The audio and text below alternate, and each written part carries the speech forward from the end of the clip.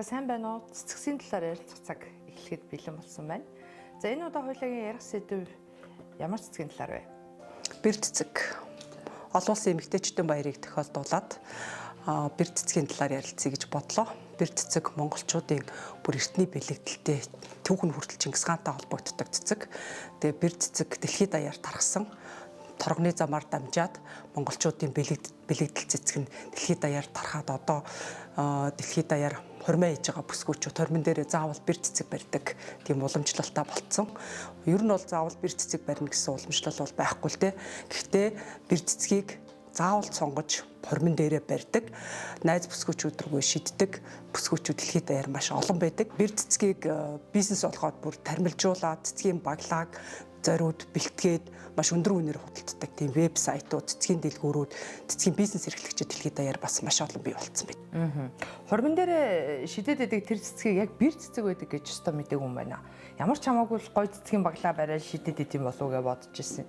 Бэр цэцэг одоо уг нь бол дэлхийд дээр 100 зүйлийн бэр цэцэг яг байгаль дээрээ ургадаг. Үүнээс бол Монголд 2 нь ургадаг. Гэхдээ дэлхийд даяар сортууд маш олныг гаргаж аваад тэр нь маш олон өнгөтэй цагаан, шаргал, хүрэн, улаан, ягаан гэдэг маш олон өнгөтэй болгоцсон учраас баглаа хийхэд маш гоё юмсэг тохиромжтой байдаг. Одоо манай монголчууд ч гэсэн яг хормын өсөл дээр нөгөө цэцэг Европ уламжлалаар ингээ гэрлээд байгаа штэ. Гэхдээ яг шиддэг цэцэг нь яг бэр цэцэг байдаг болов? Ер нь үгүй юм шиг байгаа. Ягаад гэвэл Монголд нэгдүгüүрт ингээд гадаадаас цэцэг оруулж ирж байгаа хүмүүс бэр цэцгийг оруулж ирдэггүй. Зарж байгаа ихэнх цэцгүүд дотор ер нь бэр цэцэг ер нь харагддаггүй дээ. Дээрээс нь яг хурим хийх хүмүүс нь бэр цэцгийнхаа нэг уламжлалаа монголчууд өөрсдөө сайн мэддэг болохоор бэр цэцгийн хэрэглэл биш мэддэггүй байгаа. Уг нь яг бэр цэцгийг тарих өөрсдөө боломжтой таслахаандаа хашаандаа бүр гэртээ хүртэл цонхон дээрээ тарьж болно.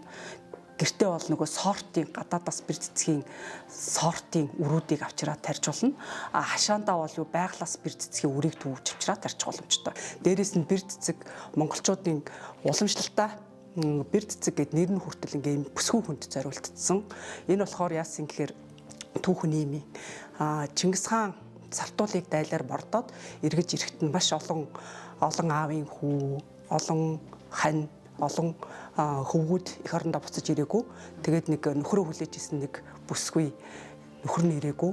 Тэгээд нөхөр нь ирсэнгүү гэдгийг амар үтжээ гэдгийг ойлгонгуудаа уйлаад тэр нь газар унсан нулимсэн цэцэг болж ургасан гэд. Тэгээд тэрийг хүмүүс харчаад тэр цэцгийн бэр цэцэг гэж нэрлсэн гэдэг юм домог байдаг. Тэгвэл дэлхийд дахны одоо юу гэдгийг ингээд сүт бүсгүйн цэцэг болохын уламжлал нь монголчуудаас улбаатай гэсэн үг үү? Эсвэл ер нь бол би бол тэгж бодож байгаа. Монголчуудаас улбаатай юм байна гэд.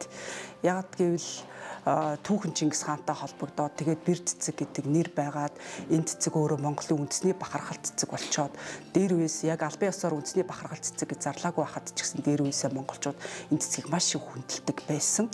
Ялангуяа энэ нь бол нөгөө буддын шашнаас бас их харагддаг. Энэ цэцгийг тахилын цэцэг гэж нэрлээд буддын шашин Монголд дэлгэрсэн цагаас эхлээд тахилд өргөдөг байсан цэцэг. Яг ингээд тахилын 7 цогц байдаг. Тэр цогцнийхоо яг 3 дахь цогцонд нь бэр цэцэг хийдэг. Тэгээ энэ бурханд зориулж өргөдөг байсан цэцэг. Тэгэхээр бурханд ямар цэцгээ монгол хүн өргөх үү те? Ямар ч шашинтай хүн хамгийн хүндэлдэг өөрийнхөө хайртай тийм цэцгийг л бурханд зориулж өргөх байх л та. Тэгэхээр энэ уламжлал нь хүртэл дээр үеэсээ бурханд зориулаад өргөдөг байсан тахилын цэцэг гэд нэрлэхээр энэ бол яхахгүй монголчуудад холбоотой монголчуудын л хамгийн хүндэтгдэг байсан цэцэг байгаа байхгүй юу? Тэгэхээр Монгол улс дэлхийд даяар нэг улсыг бий болгож чадсан, нэг улс байгуулсан. Тэгэхээр энэ монголчуудын бий болгосон өртөө худалдааны замаар дамжаад дэлхийд даяар энэ бэлэгдлүүд нь таржээ гэж үзэж болно. Яг хөө дэлхийд дээр бол бэр цэцэг маш олон газар ургадаг л да. Ялангуяа газар дундын тэнгист маш олон ургадаг гэж байгаа. Тэгвэл бэлэгдэл нь бол монголчуудаас улбаатайгаар дэлхийд даяар таржээ. Тэгээ хормын цэцэг болчихъя гэж би бол ойлгоод байгаа. Гурьяа улсыг удирдах байсан Говмын хааны хатан болж очисон байгаа. Тэгээ Солонгост очиход нь тэр хатныг Ногук гэж өргөмжлөөд тэгээ энэ хатан 15 настайдаа цэрэг удирдах дайлаар мордоод дайснаад орж Солонгос таяар алдарсан ийм алдартай хатан байсан. Тэгээ энэ хатны бунхан одоо Солонгосын хойд Солонгосын Манс Унсан гэдэг ууланд байдаг. Монгол Улсын ерөнхийлөгч тэр бунхан дээр очиж исэн. Энэ бунхан хүн төрөлхтний хүмүүсийн тэр дундаа бүр монголчуудын хайр дурлалын бэлэгдэл болоод ингээд ЮНЕСКОгийн соёлын өвд бүртгэгдсэн байдаг. Дэлхийд дээр хүн төрөлхтөний хайр дурлалын түүхтэй холбоотой ийм түүхэн ЮНЕСКОд бүртгэгдсэн өв хоёр байгаа. Нэг нь энэ Манс Унсанд байгаа энэ бунхан, нөгөөх нь болохоор энтгэгт байдаг Таж Махал. Тэгээ энэ хоёр нь хоёулаа монголчуудын түүхтэй холбоотой. Нэг нь Монгол, хоёулаа Монгол хатанд зориулаад байгуулсан бунхан маягийн зохицолбор байгаа байхгүй. 5 14 хүн настайдаа Монгол нутгаасаа явцсан харийн нутагт ингээ хатан болоод очсон. Тэгээд нутаг усаа сандаг байж л тэ. Тэр үед нь Говмын хаан хиймэл нуур байгуулад эргээр нь дүүрэн бэр цэцэг тарж өгсөн гэдэг түүхтэй. Тэгээ бэр цэцгээ хараад Монгол нутгаа сандаг байсан гэд. Тэгэхээр яхахгүй ингээд дээр үеийнхаа түүхэн хүртлийн цэцэг монголчуудтай холбогдоод байгаа байхгүй юу? Монголд байгаль дээр бол хоёр зүйлийн бэр цэцэг байгаа. Цомцогт бэр цэцэг, шаргал бэр цэцэг гэд хоёр зүйлийн бэр цэцэг байдаг. Нэг нь нэрнээсээ хүртэл шаргал гэд ингээд тийм цагаан шаргал өнгөтэй цэцэг. Нөгөөх нь болохоор хөх өнгөтэй монголчуудын бэлэгдэлд өнгөтэй цэцэг. Ер нь бол Монгол орны говьоос бусад бүх газараар бараг тархсан. Нөгөө шаргал бэр цэцэг нь болохоор баруун хангаа их нуурууд явахд хүртэл ургадаг, элсэн дээр ургадаг тийм сонин. Нөгөө цэцэг нь цомцогт бэр цэцэг нь болохоор тал хэрийн бүсэд ойн цахаар ургадаг юм цэцэг байдаг. Монгол орны хаанаас ч энэ цэцгийг олж харах боломжтой. 7-оос 9-р сарын хооронд цэцгэлдэг. 2 сар цэцэгтэйгээ байдаг учраас ер нь хүн бүхэн олоод харах боломжтой. Дээрээс нь цэцэгтэйгээ удаан байдаг болохоор их байгалыг чимдэг. Энэ бэр цэцгээс хараад эмээлийнхаа бааврыг бэр цэцгийг дуурайлгаж хийсэн байдаг. Тийм болохоор зарим газар энэ цэцгийг баавар цэцэг гэж нэрлэдэг байдаг. Шинжлэх ухаанд бол Escabeoso гэдэг. Escabeoso гэдэг нь арсны мажор гэсэн утгатай. Гэхдээ яагаад ингэж хүмүүс нэрлсэн гэхээр энэ цэцэг өөрөө ингээд ангаах хувцастай. Тэр тусмаа дотор нь ямар ч химийн хор байхгүй. Хоргүй тэгээд элэг хамгаалах үйлчилгээтэй элгийг маш сайн хамгаалдаг учраас нөгөө арсны захтнаа янз бүрийн харшил энтрийг бол намжаадаг. Тийм болохоор нөгөө Escabeoso гэд нэрлэлсэн юм бэл.